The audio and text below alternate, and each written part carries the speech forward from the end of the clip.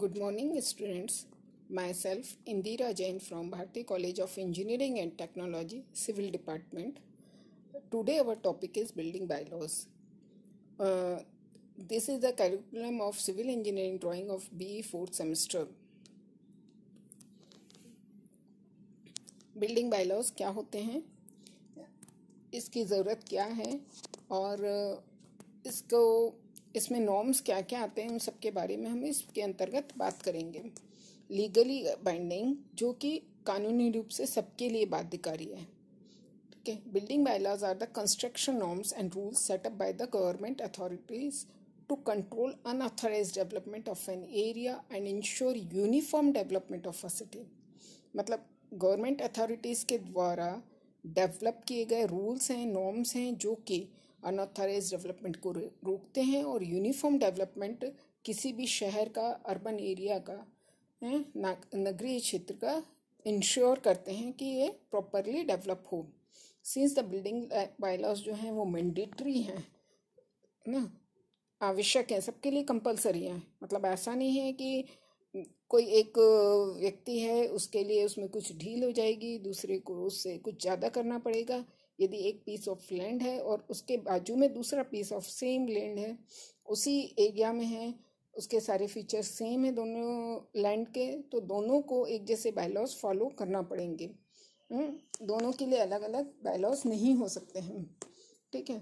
तो इससे क्या होता है कि ये जो मैंडेटरी होने से ये बहुत सारी चीज़ों से बिल्डिंग को सेव करके रखती है, जैसे कि स्ट्रक्चरल फेल्यूर ना हो, उसके लिए भी उसमें नॉर्म्स हैं कि आपको उसको डिज़ाइन कैसे करना है। फायर प्रोटेक्शन के लिए भी उसमें नॉर्म्स हैं कि फायर प्रोटेक्शन को रोकने के लिए आपको क्या क्या करना है, अर्थक्वेक को रोकने के लिए क्या क्या करना है। मतलब हर चीज़ का, एक माइन्यूटली छोटी से छोटी चीज़ से लेके हर बड़ी चीज़ का, जो कि हम बिल्डिंग जब बनाते हैं तो उसका उस बिल्डिंग के ऊपर क्या इफ़ेक्ट होता है। एज अ डिज़ाइन पार्ट से एज अ ह्यूमन बीइंग की लाइफ को सेव करने के लिए उसमें क्या क्या हमको करना चाहिए, वो सारी चीज़ें उस नॉर्म्स के अंतर्गत, बायलॉज के अंतर्गत आती हैं। अब हम इसकी ज़रूरत क्यों थी, नेसेसिटी ऑफ बिल्डिंग बायलॉज क्या है? To give guidelines to the designer, engineer और आर्किटेक्ट्स ना, आर्किटेक्ट्स को, इंजीनियर्स को और डिज़ाइनर्स को ये गाइडलाइन प्रोवाइड करता है। हमारे पास एक पीस ऑफ लैंड है और उसको हमको डेवलप करना है, तो हम उसको कौन से वे में जाके डेवलप कर सकते हैं, उसमें क्या कर सकते हैं, हमारी रिक्वायरमेंट क्या है और हम उस रिक्वायरमेंट को उस बायलॉज के साथ कैसे मर्ज करके डेवलप कर सकते हैं, ये हमको गाइडलाइन देता है। To limit and define the way the new structure is to be build. मतलब नया जो भी कंस्ट्रक्शन हमको करना है वो उसकी लिमिट कैसी है उसको डिफाइन करना है। मतलब ऐसा नहीं होना कि हमारे पास जो लैंड है हमने उसको फुली कंस्ट्रक्ट कर लिया, 100% हमने लैंड को कवर कर लिया, चारों तरफ से उसको बंद कर दिया और उसमें कहीं से हवा रोशनी का हमने स्पेस ही नहीं छोड़ी है, तो इसको वो रिस्ट्रिक्ट करता है। और to control the development and to check unauthorized construction.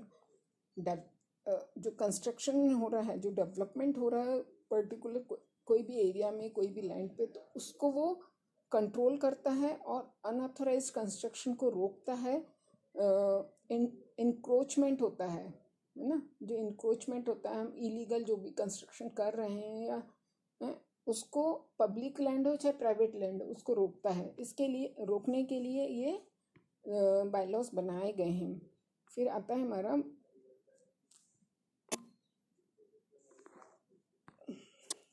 Purpose of building bylaws. Purpose क्या क्या है? इंश्योर यूनिफॉर्म, मतलब कोई भी यदि शहर का हम डेवलपमेंट कर रहे हैं, कॉलोनी का डेवलपमेंट कर रहे हैं, तो हमारा पर्पस होता है ना कि वो बहुत सुंदर बने, उसका जो डेवलपमेंट है ऐसा नहीं हो कि एक बिल्डिंग रोड में सामने निकली हुई है, एक पीछे है, किसी से किसी की लाइट रुक रही है, तो वो सब चीज़ें ना हो। उसके लिए सिस्टमेटिक एक डेवलपमेंट हो, है ना। इसके लिए हमारा जो यूनिफॉर्म डेवलपमेंट है उसको इंश्योर करता है। Affirm public safety against noise, fire, health hazards and structural failure. मतलब पर्पस क्या था कि जो बहुत ज़्यादा शोरगुल है, यदि हम शोरगुल वाले एरिया में, जहाँ पर कि फैक्ट्रीज हैं या बहुत कुछ ऐसा काम होता है जहाँ पे कि बहुत नॉइज़ पोल्यूशन है, उस एरिया में हम रेजिडेंशियल एरिया को डेवलप कर दें या कोई घर बना ले, तो उसको पूरे टाइम उससे डिस्टरबेंस होगा। तो उसको रोकने के लिए उन्होंने कुछ नॉर्म्स में डाला है, ठीक है। फायर को रोकने के लिए कि फायर फाइटिंग सिस्टम लगाना आपको कंपलसरी है। आपकी बिल्डिंग कैसी है, और यदि आपकी मल्टी स्टोरी बिल्डिंग है, आपकी बिल्डिंग पब्लिक बिल्डिंग है, आपके पास लोगों की गैदरिंग कितनी होती है उस पर्टिकुलर एरिया में, तो उसमें कोई भी ऐसा एक्सीडेंट ना हो, उसको रोकने के लिए आपके पास फायर फाइटिंग सिस्टम होना चाहिए। ऐसे बहुत सारी चीज़ें हैं जिनको ध्यान में रख के, जिस उद्देश्य को रख के ये बायलॉज बनाए गए हैं। और साथ ही ऐसा नहीं है कि हम ये सब बनाएं तो हमको कुछ मिलेगा नहीं, हम मैक्सिमम यूटिलाइजेशन इन सब नॉर्म्स के साथ कैसे कर सकते हैं वो भी वो इंश्योर करता है, ठीक है। Follow approach with safeguard complete health, और इसके साथ हम हेल्थ की, सेफ्टी की, कंफर्ट की, जो भी रहवासी हैं उनकी सारी चीज़ों का ध्यान रखता है। कैसे रखता है? प्रॉपर लाइट वेंटिलेशन मिल रहा है कि नहीं, वहाँ पे हवा आ रही है, ये सारी जो बेसिक चीज़ें हैं हमको, यदि नेबरहुड प्लानिंग है तो वहाँ पे आपके लिए गार्डन के लिए स्पेस है, मॉर्निंग वॉक के लिए स्पेस है, वो सब प्रोवाइड की गई है कि नहीं। तो ये हेल्थ के लिए भी, हमारे हेल्थ को भी कंसर्न करता है, उसके लिए भी उसमें फैसिलिटी उन्होंने प्रोवाइड की है। बायलॉज में हर एक छोटी से लेके छोटी चीज़ को उन्होंने इन्वॉल्व किया है।